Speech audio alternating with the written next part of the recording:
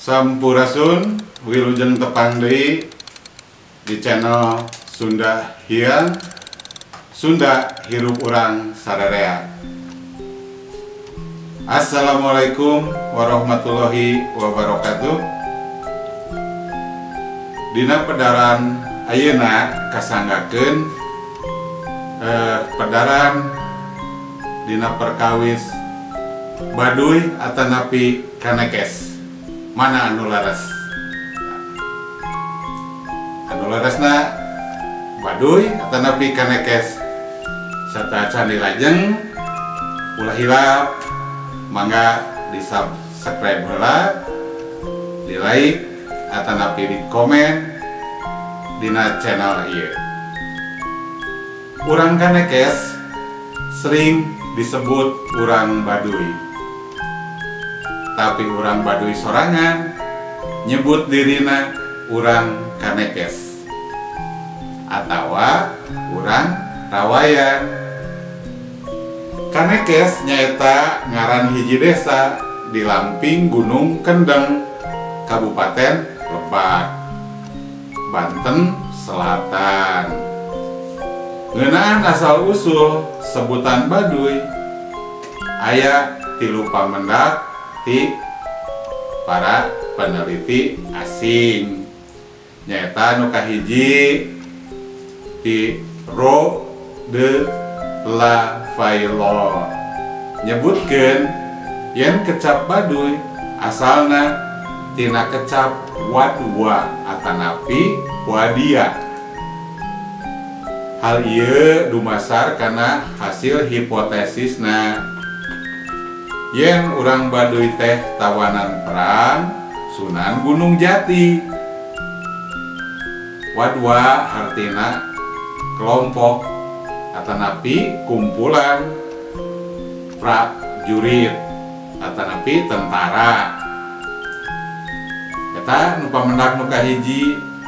Anu kadua disebut ku Blum, anu disatujuan oge ku Spanoge. Baduy nurutkeun Blum nyaeta Buddha atawa tina ngaran walungan Cibaduy.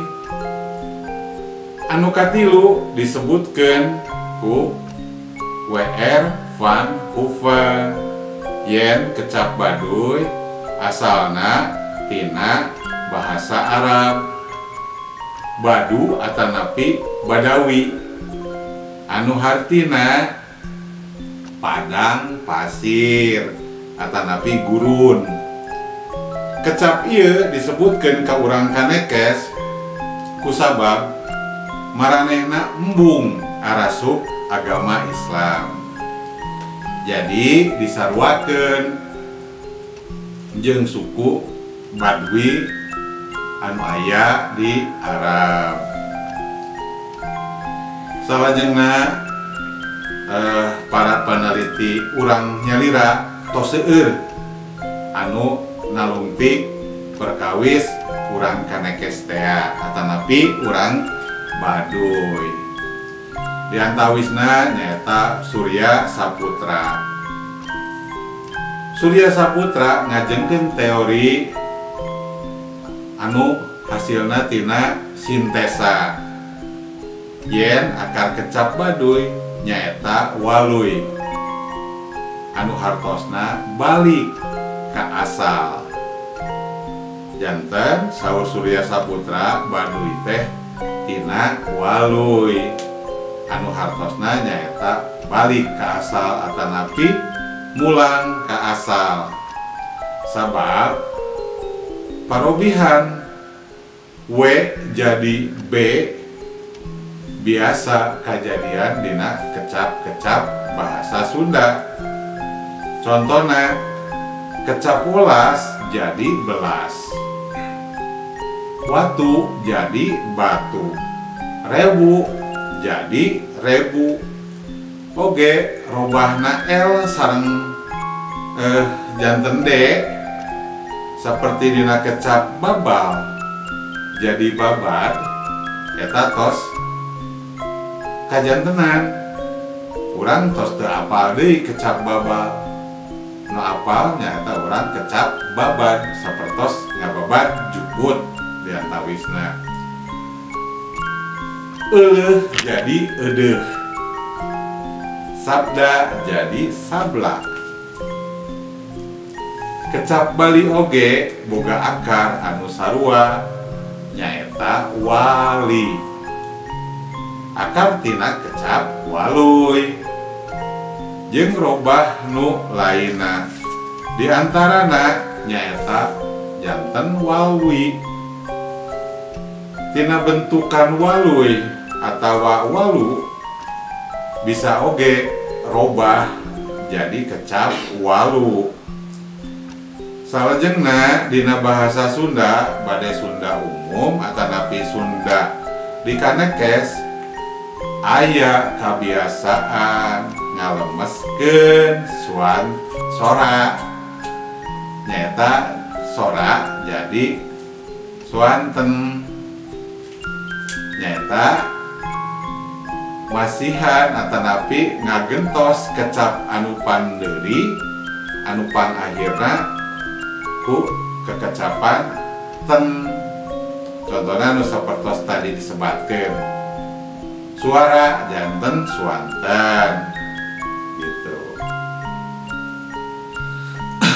Saniskara janten sanis kanten, sore jadi sonten. Jadi kecap Bali bisa dilemeskeun jadi Banten, wali jadi wanten. Salajengna nurutkeun pamendak anu sanes wanten nyaeta tina kerajaan wahanten girang anu ayana atanapi anu lokasina di sabudeureun Serang. Janten nurutkeun Surya Saputra kecap waluy, baduy, wali, bali, walu jeung Banten asal kecapna nyaeta sami. Nyaeta tina indung kecap anu sarua anu ngandung harti sifat-sifat spiritual anu sarua nyaeta yen manusia bakal balik ke asalna atanapi urang sok terang atanapi uninga aya kekecapan mulih ka jati mulang ka asal. Tah eta janten waluy, baduy, wali, walwi, bali, Banten sumberna sami nyaeta sifat-sifat spiritual gitu. Patula patalina ya antara Bali sareng baduy pernah aya pituduh nyaeta aya hiji laporan yen laporan ieu nyata didugikeun ku salah seorang panaluntik anu nyebatkeun yen anjeunna pendak sareng sarjana Hindu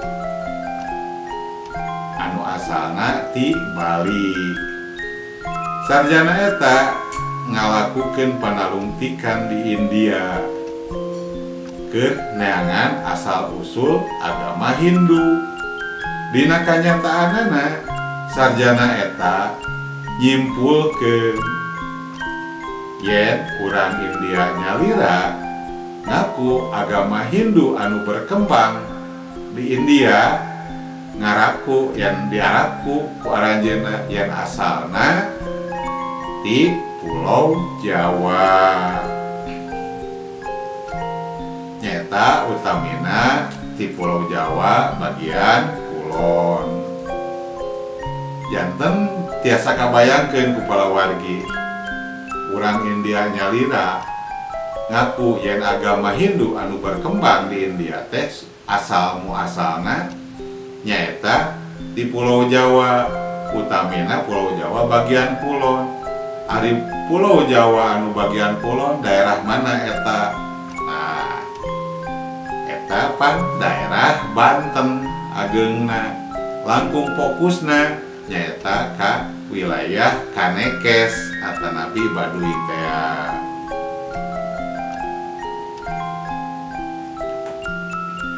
Janten tiasa diprediksi yen asal usul eta bisa nyambung ka urang Kanekes.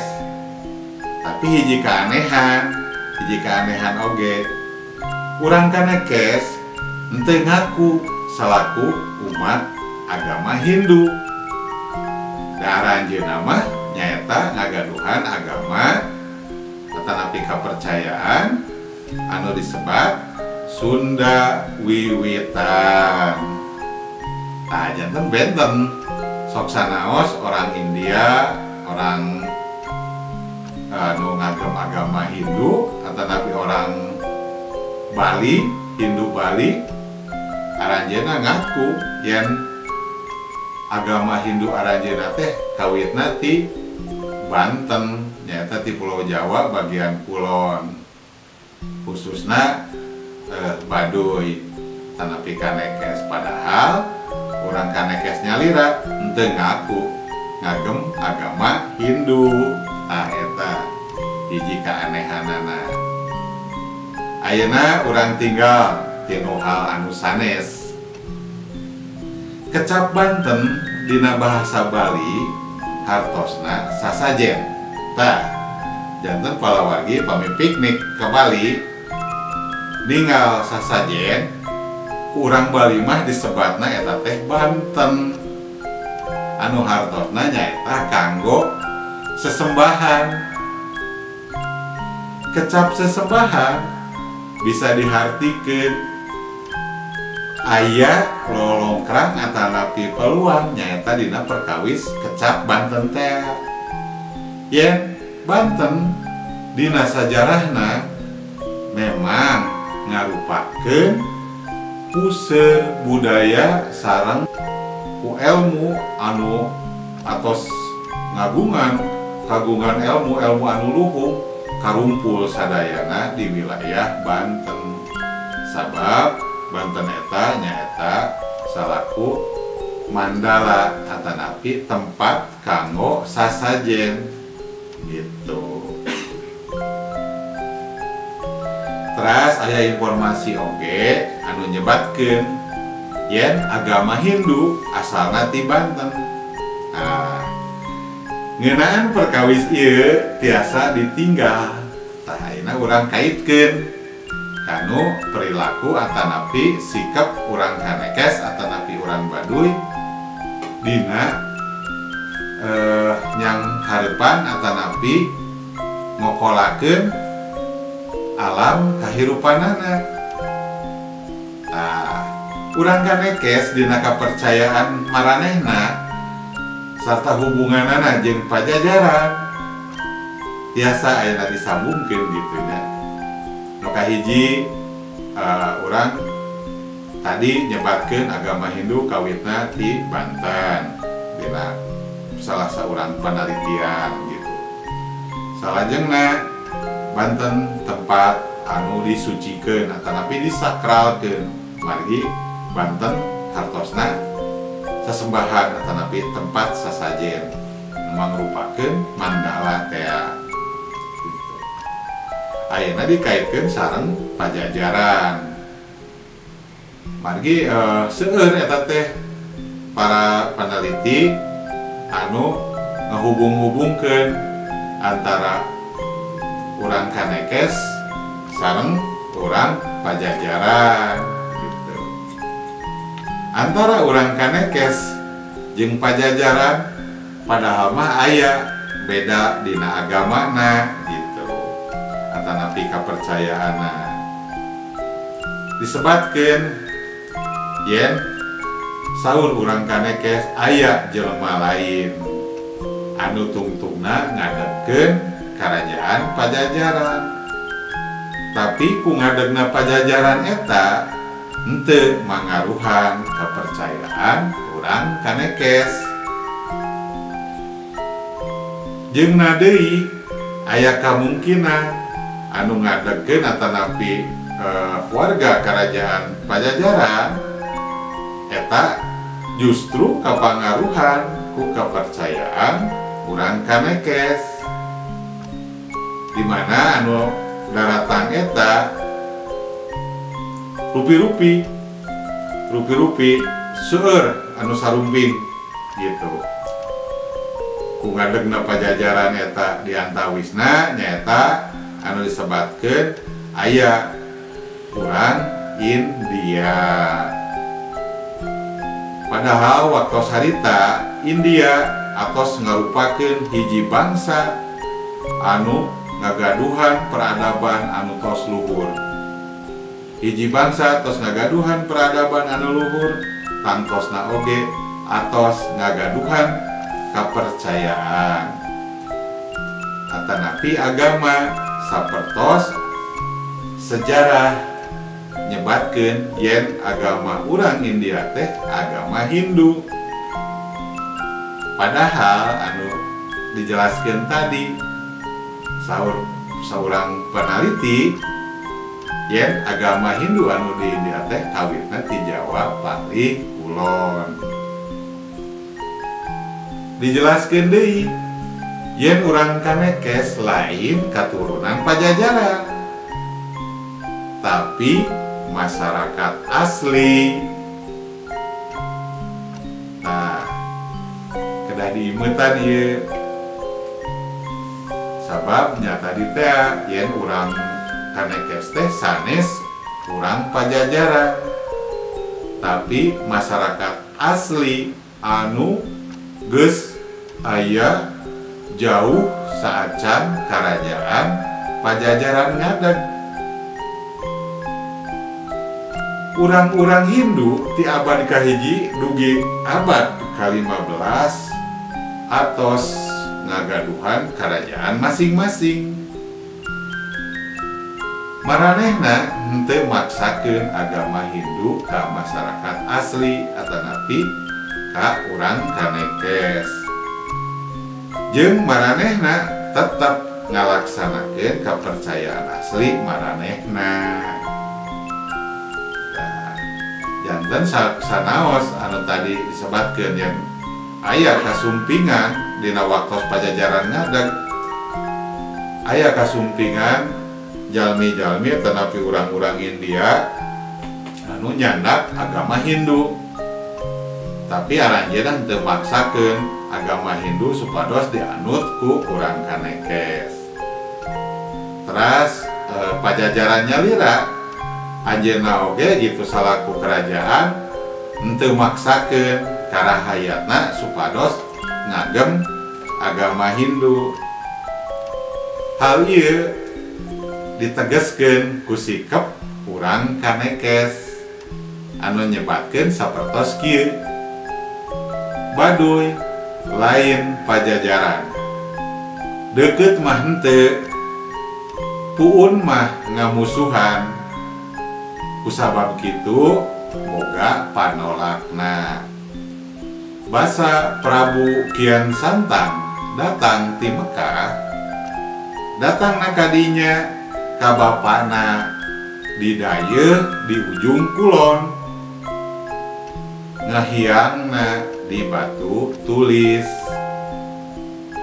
nyirurup jadi urang Islam. Di ujung kulon lempang kawetan, eusi dayeuh eusi karajaan, ieu kabeh jadi pramunggu-pramunggu. Dua kuren diunggal gunung tea, mimiti nama anu lila-lila ngalobaan. Janten urang Baduy ngagaduhan sikap ka urang Pajajaran sapertos anu disebatkeun. Yen teu aya patula patali antara urang Baduy atanapi kanekes sareng urang Pajajaran gitu. Aranjeunna tos ngagaduhan sikap nyalira. Eta teh kedah aneh lawan mun disebatkeun aranjeunna alim disebat orang Pajajaran dan anjeunna mah nyaeta masyarakat asli anu tos aya di Kanekes. Eta hubunganana sareng Pajajaran. Jadi jelas naon anu diterangkeun eta nuduhkeun sasaruaanana anu mana anu alanyar datang di Jawa dina abad kahiji dugikeun ka abad 15 sapertos anu diterangkeun oge ku para sejarawan ngeunaan kaayaan Aki Tirem. Nah, aya oge anu disebut Aki Tirem nyata di anu nyadekeun Kerajaan Salakanagara. Aki Tirem ngagaduhan minantu nyata urang India anu ditikahkeun ka putrana. Salajengna eta minantuna anu ti India teh janten raja nyata anu disebat atanapi anu ngagaduhan gelar Dewa Warman. Dina hal ieu seueur fakta anu nuduhkeun yen urang Kanekes teh masyarakat asli Banten nyaeta anu masih nyekel pageuh kana adat istiadat tatali paranti karupun ti baheulana keneh. Ayeuna urang cobi guar tina hal lain nyata tina filosofina. Tapi satacan lajeng mangga sapertos tadi ulah hilap di subscribe, di like, atanapi di komen, terasna deui salajengna tiasa di share.